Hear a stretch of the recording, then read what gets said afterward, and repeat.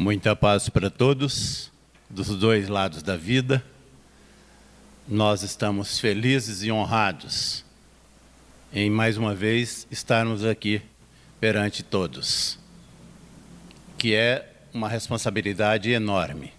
E hoje, mais ainda, hoje eu tenho que ser educadíssimo, porque nós acabamos de ouvir a lição que o nosso irmão Sivaldo acabou de ler, a 43 do Fonte Viva, que é uma epístola de Paulo, que ele encaminha a Tito, e o Emanuel, nosso querido irmão, faz os seus comentários. Então, hoje, de acordo com aquilo que está aqui, eu não posso falar grosso, eu vou ter que ser educado, ameno na voz, eu não posso gritar, porque eu estarei quebrando todo esse padrão. Foi exatamente o que foi lido. Porque a linguagem, ela é a ferramenta que temos. Aqui no Brasil, a língua portuguesa nos permite a comunicação verbal, embora a comunicação não se limite aí. Nós vamos falar sobre isso. Então, hoje eu vou ser extremamente cuidadoso para não cometer essas indelicadezas, não é? Mas também poderíamos, no raciocínio que cada um está desenvolvendo aí, na mente, e é um diálogo que se estabelece comigo, nós estamos pensando assim, mas essa doutrina espírita também é muito metida.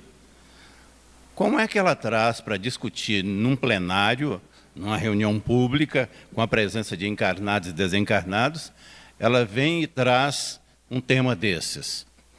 Eu teria dificuldades também em chegar aqui, seria para a dona Neiva, chegar aqui e discutir com vocês língua portuguesa, discutir substantivo, adjetivo, verbo. Eu não teria essa condição, não. E a linguagem também alcança esses negócios todos aí.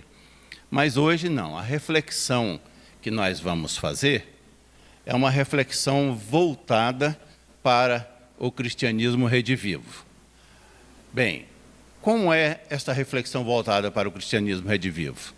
Nós estamos desejosos, todos nós, que durante o nosso encontro, quando estaremos acessando os comentários do nosso irmão Emanuel, nós consigamos fazer com que aqueles nossos queridos irmãos que são felizes, que vivem felizes, estamos falando para os dois lados da vida. Os irmãos que são felizes, que vivem felizes, que estão em harmonia, que conseguem levar a vida avante em harmonia, porque levar avante significa dos dois lados também, é uma continuidade. Que estes irmãos, com a reflexão de hoje sobre linguagem, eles possam também receber benefícios. Nós também, na nossa reflexão, estamos desejosos e nos jogando nesse desejo de que cada irmão que aqui está presente, visível aos olhos físicos, e aqueles que não estão neste momento visíveis aos nossos olhos físicos, mas que por um motivo ou outro, por um motivo qualquer da vida, dos fatos da própria existência, e aí estamos olhando um pouco para o passado, e em razão dos equívocos, em razão de algumas decisões que não foram exitosas, estes irmãos hoje estão respirando num clima de dificuldades, às vezes aflitos, às vezes ansiosos, às vezes angustiados e às vezes depressivos. O nosso desejo é que a nossa reflexão alcance cada um. Da mesma maneira, nós estamos intensamente empenhados para que a nossa reflexão de hoje, em cima da mensagem 43, linguagem, ela possa, da mesma forma que estamos mencionando essas condições nossas de vida, essas vibrações alcance aquelas pessoas que ainda respiram uma atmosfera de remorso. São irmãos queridos que, por um motivo ou outro, lá atrás, não puderam administrar a contento às suas ações e, em decorrência de atitudes tomadas em outros momentos, e principalmente atitudes que estiveram em afronto ao semelhante, estes irmãos não conseguem sair deste campo vibratório do remorso e sofrem por isso, e sofrem profundamente por isso. O nosso desejo é que a nossa reflexão possa alcançá-los também. E, da mesma maneira, alcançar cada um daqueles nossos companheiros de jornada, deste lado da vida, do outro lado da vida, que também, por razões de descuidos, e nós às vezes nos descuidamos mesmo, com muita frequência, às vezes com menos frequência, mas os descuidos eles estão sempre presentes em nossas vidas. E estes irmãos ainda estão vivendo, respirando uma atmosfera de mágoas. E estas mágoas criam um desconforto enorme para cada um. Desconforto que, em alguns instantes, é muito intenso e se aproxima bastante daquilo que nós chamamos de sofrimento, nos dois campos. Então, a nossa reflexão é neste sentido. Quando nós estivermos nas palavras do nosso irmão Emanuel aqui, fazendo as nossas reflexões, nós desejamos que cada um destes irmãos possam receber e possam refletir conosco. E lá no final do nosso encontro, daqui a alguns minutos, nós desejamos que todos, tanto aqueles que são felizes, que eles possam e se encontrem mais felizes. Aqueles que ainda não conseguiram se livrar de uma angústia, de uma aflição, e até mesmo de uma depressão, que eles possam, com a reflexão, ao retornarem aos seus locais de origem, estarem mais entusiasmados com a vida. Da mesma forma, os nossos irmãos que têm os seus problemas com os remorsos, os nossos irmãos que ainda convivem com muitas mágoas, eles possam, ao final do nosso encontro, no retorno às atividades normais e rotineiras das suas vidas, neste plano e no outro plano, eles possam conter já um pouco mais de reforço na intimidade, para que estas coisas possam ficar de lado. Isto é interessante que nós pensemos dessa maneira, porque citamos logo no início, e o que vai nos balizar a reflexão é o cristianismo. É o cristianismo redivivo. E esta é uma expressão cunhada. Vocês viram que eu estou educado hoje? Eu nem altero a voz, eu estou assim, num exemplo, viu? Hein? Pianinho, né? E o cristianismo redivivo, ele faz isso conosco.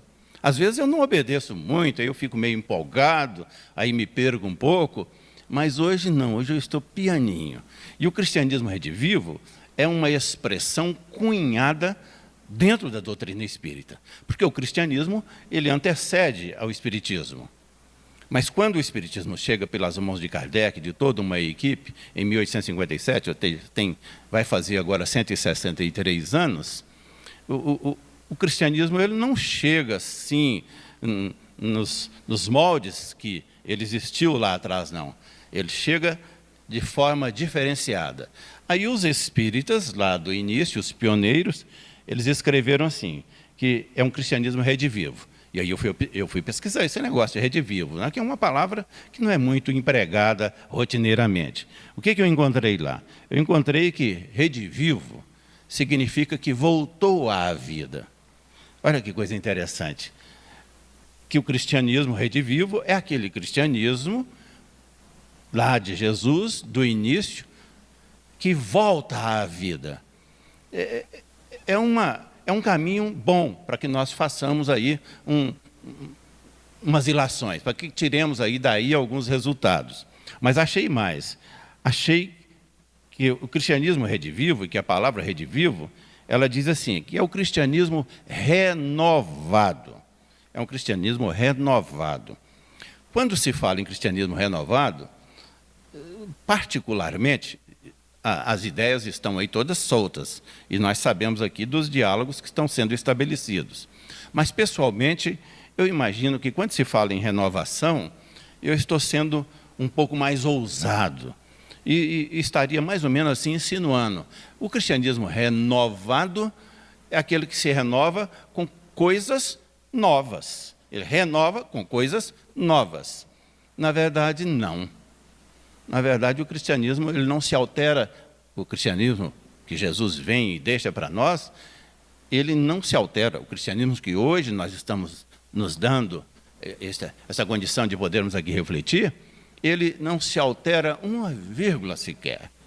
O que altera é a nossa compreensão. A nossa compreensão é que lá atrás ela era uma compreensão mais limitada, hoje ela está um pouco mais elástica. E aí nós melhoramos um pouquinho e mergulhamos mais naquilo que é a essência do cristianismo.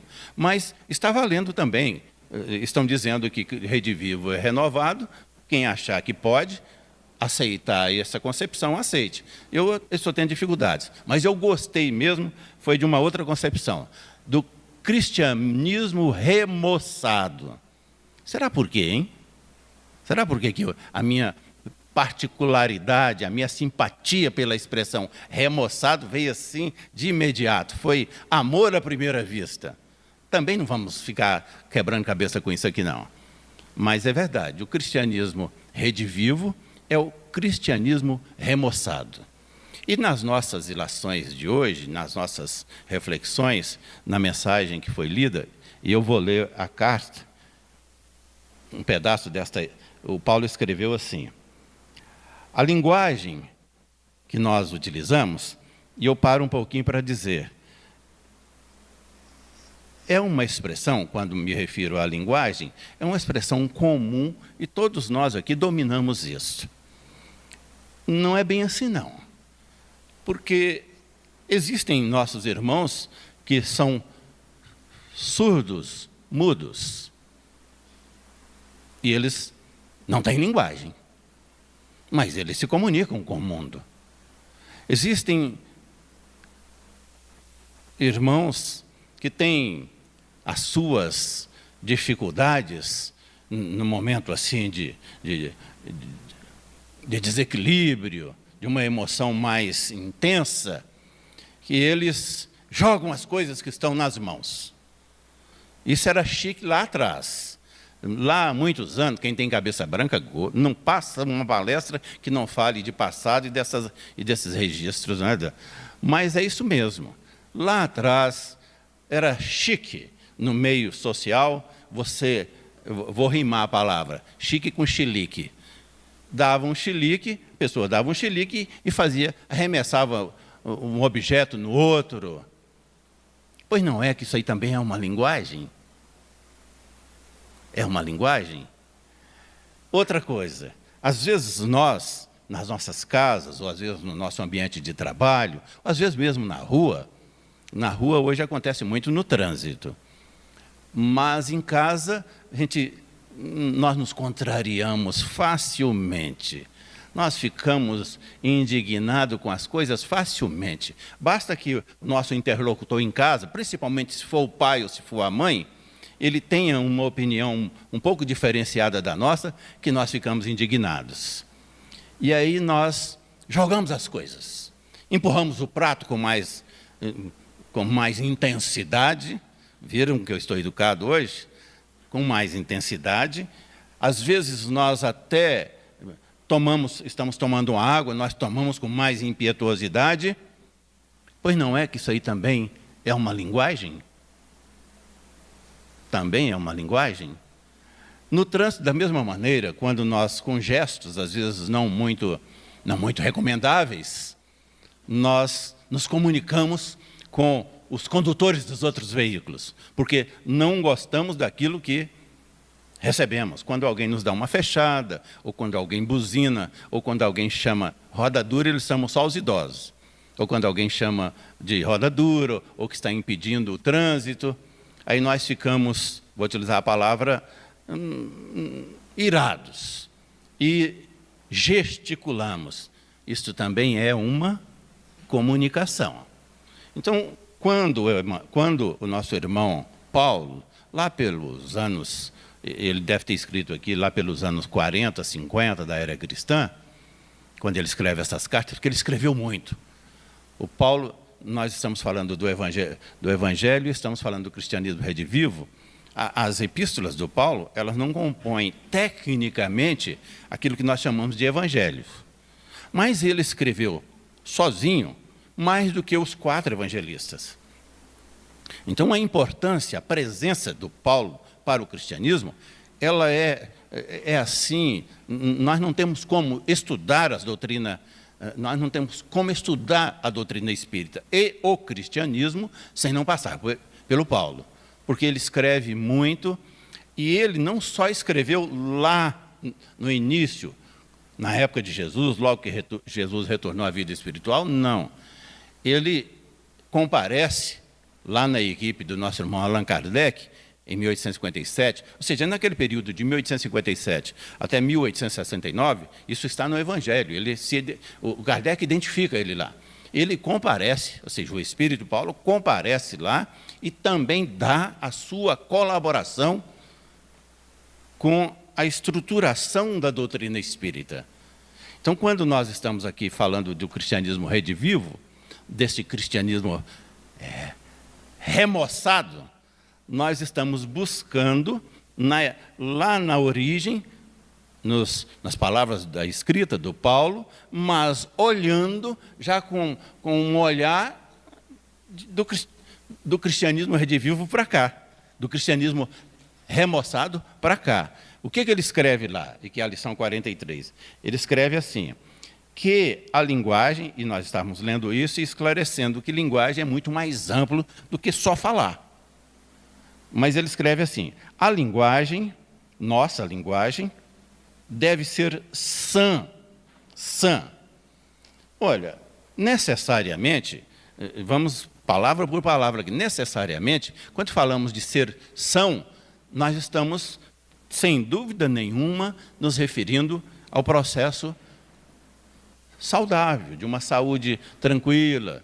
Então, necessariamente, a nossa linguagem ela não é enferma. É sim, quando nós analisamos por outros aspectos. Pode ser. Mas, assim, na expressão da comunicação, a linguagem ela não tem enfermidade nenhuma.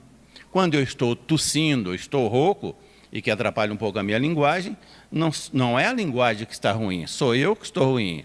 Então, quando Paulo, escrevendo para um povo lá da época, que morava numa cidade, que ele fala que a linguagem tem que ser sã, ele está indo além destes limites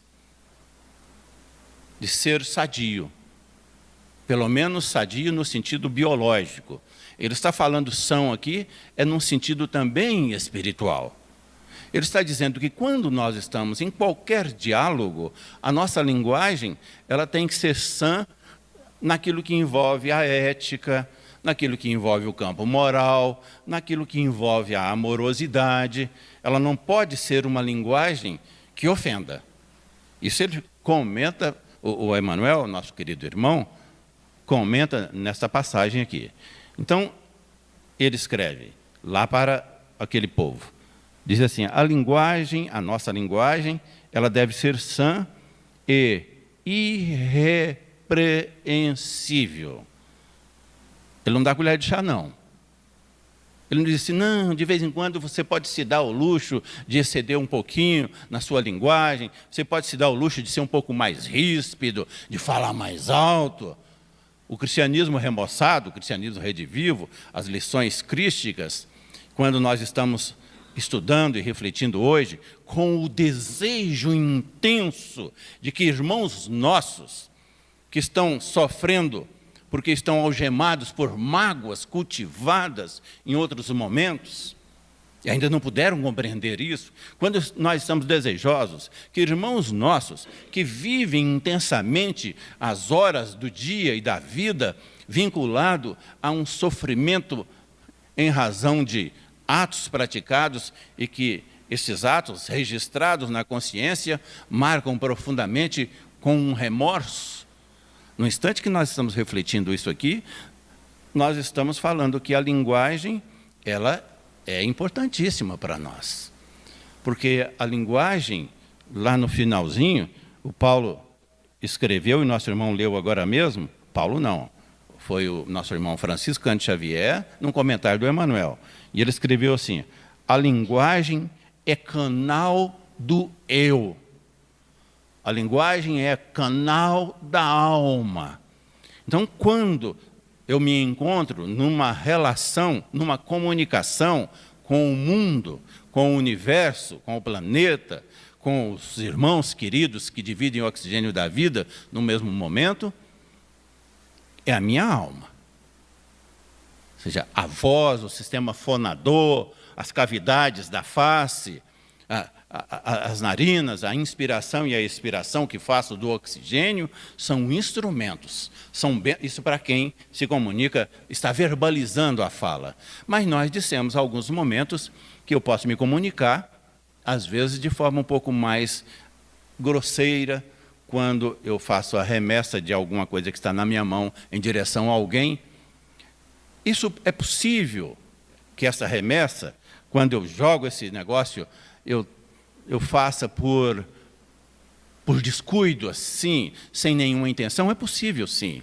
Mas, normalmente, a linguagem sã que o Paulo está falando aqui não é isso, não. Ele está falando que, no instante que eu pego qualquer objeto para jogá-lo em alguém, eu carrego aquele gesto com uma emoção, com um desejo. Ou seja, o meu cérebro já funcionou, os neurônios já bateram de um lado e do outro, e ali eu estou me colocando naquele gesto aquilo que sou.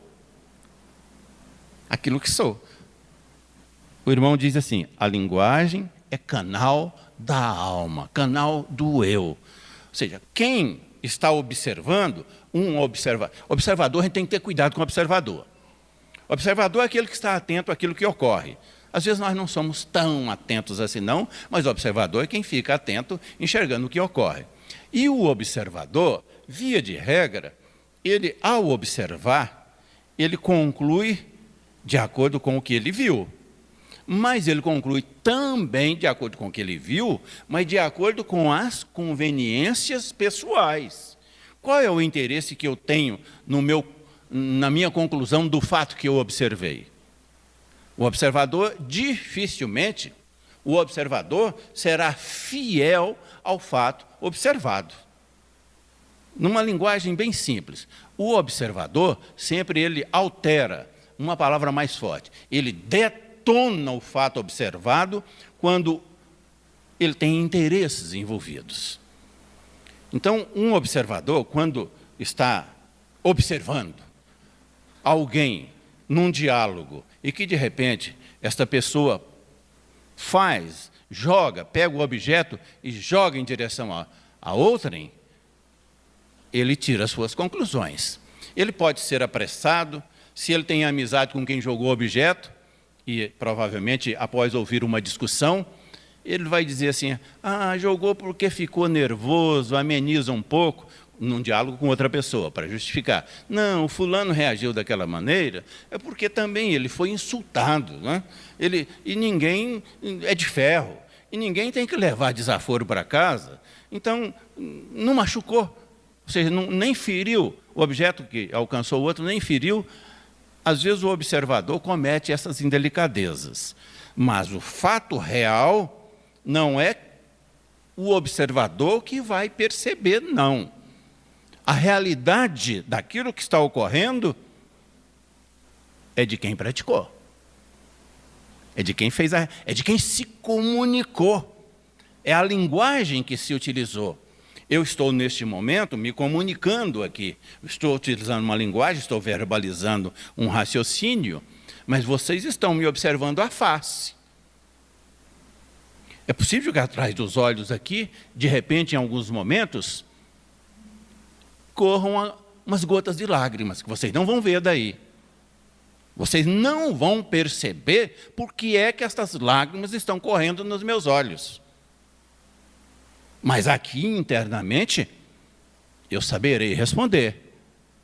Eu não vou me chegar aos detalhes de dizer isso, mas provavelmente, num instante mais intenso, em facilitando, num ambiente extraordinário como esse, que as energias, é um campo energizado dos mais positivos, eu posso me emocionar com uma entidade que se aproxima.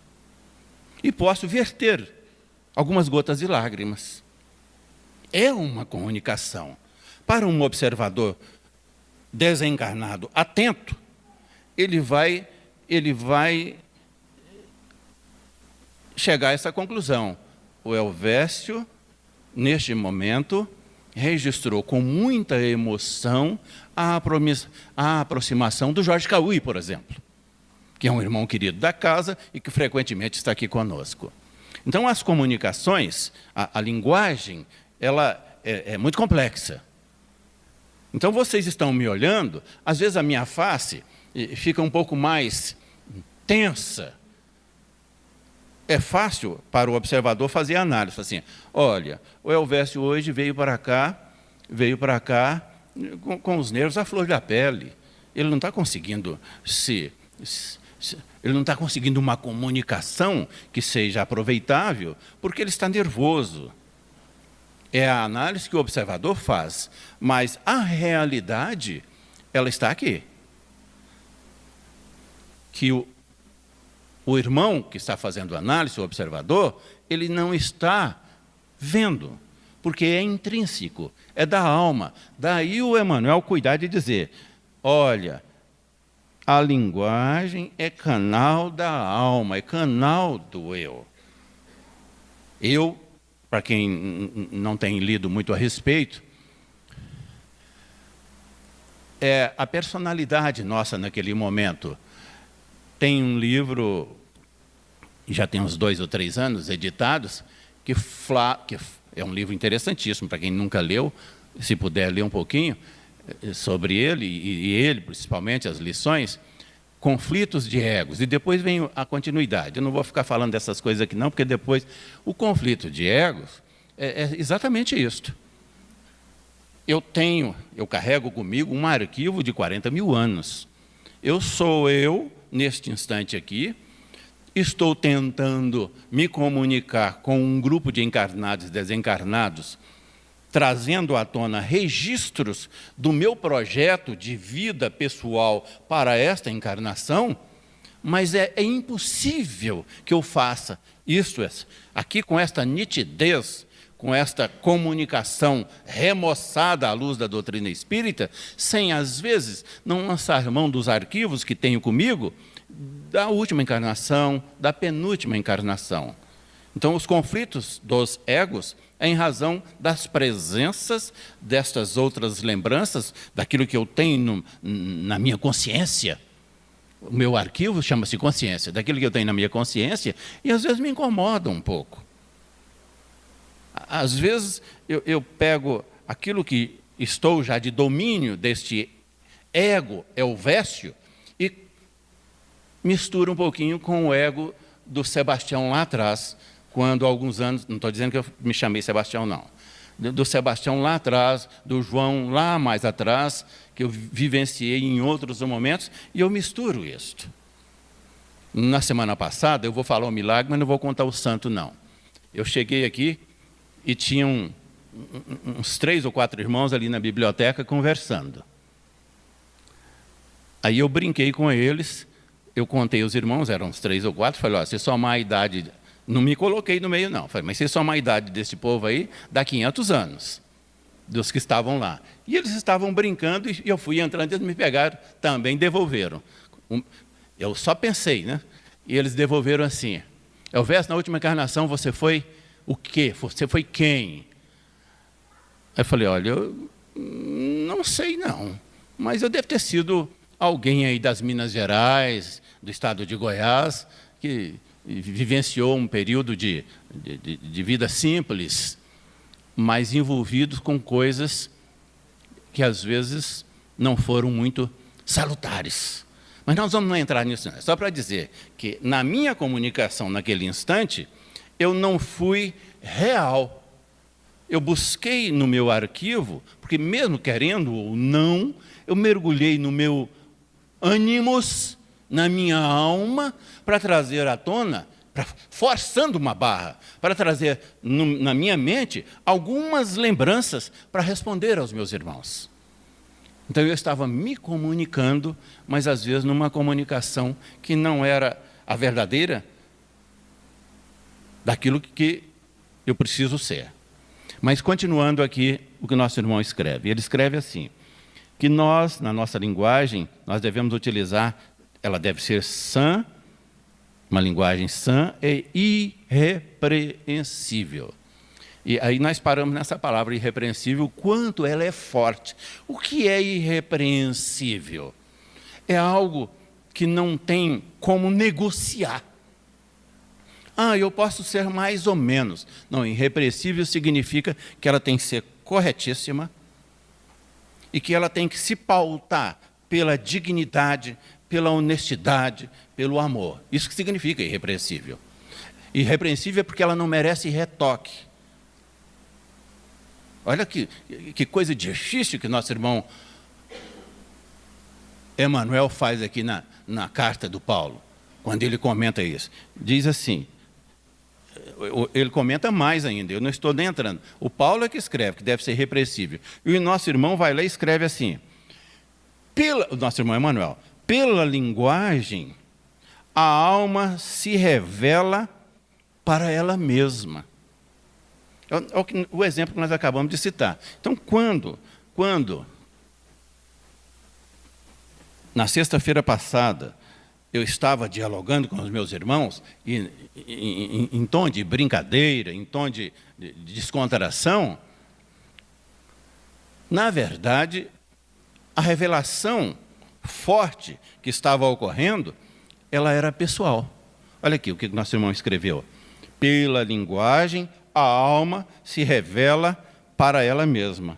Naquele instante que eu respondi aos meus irmãos, na sexta-feira, eu não disse a eles, embora tenha murmurado vindo lá da biblioteca para cá. Nesta minha juventude, lá no comecinho da minha vida, desta encarnação, eu gostava de fazer espadas. Eu pegava um pedaço de tábua, pegava uma faca, e aí ia trabalhando aquele pedaço de madeira e fazia uma espada. E depois pintava a espada com aquela tinta bem brilhosa para ficar bonita. Mas meu pai não me ensinou isto. Minha mãe não me ensinou isso nesta vida agora. De onde é que eu retirei isso com 5 anos de idade, com 8 anos de idade? Entrando no meu arquivo. E aí os irmãos, no diálogo que estabeleceram comigo, eles me fizeram entender isso aqui, ó. Pela linguagem, a alma se revela para ela mesma.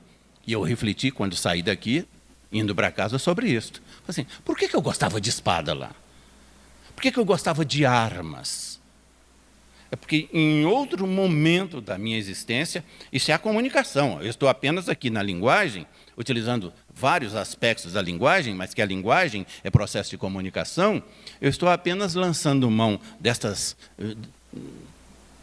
reflexões para o aprendizado de cada um, para dizer assim, então eu tenho que ser extremamente cuidadoso com as minhas passadas.